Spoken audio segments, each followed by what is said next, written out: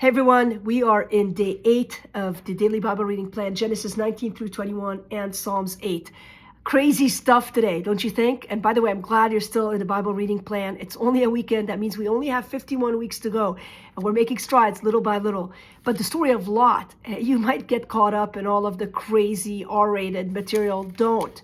This isn't a story about sex as much as it's a story about a man who lost his way trying to be like the culture. In fact, it's a reminder that the closer you pitch your tent to the culture, the more like the culture you will become. That's how Lot chose to live. He didn't distinguish himself by being a man of God like Lot was, like Abraham was. In fact, he took the easy way and he forgot that God's plan for his chosen ones is to influence the culture we're living in and not just be sucked into it. That's the big idea that I drew from today. But just to move on a little bit, of course, God destroys Sodom and Gomorrah, and Lot's wife is the sad part of the story. She gets turned into a pillar of salt because she looks back and longing to what God was saving her from.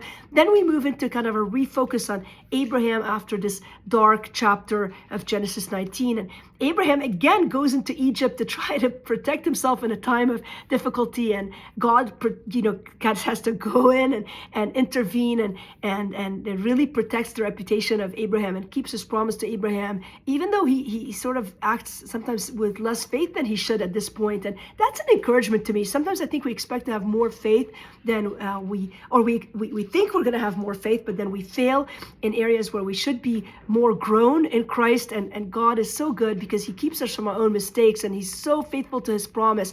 He'll protect us and put a hedge around us, and we see that in Genesis 20.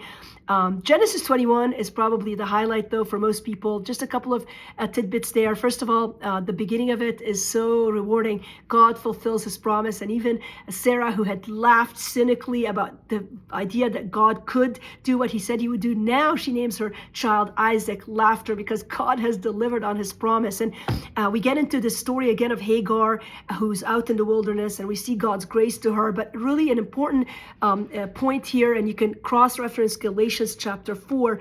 You might think, man, why is God allowing this to happen to Hagar? I mean, she was sort of a victim in this, but yet you see such a spiritual symbolic illustration of the life of the flesh and a life of the spirit. And we try to save ourselves in the flesh. We try to fulfill the God promise in the flesh, but it is the spirit that lives, and we have to cast out the flesh, which is why Hagar had to leave the family of Abraham. So a lot of spiritual application there. Read the words of Paul in Galatians 4, make some comparisons there, and rejoice that God sees you, loves you, and will find you in all the places of wilderness that you might find yourself in. All right, love you guys. See you tomorrow.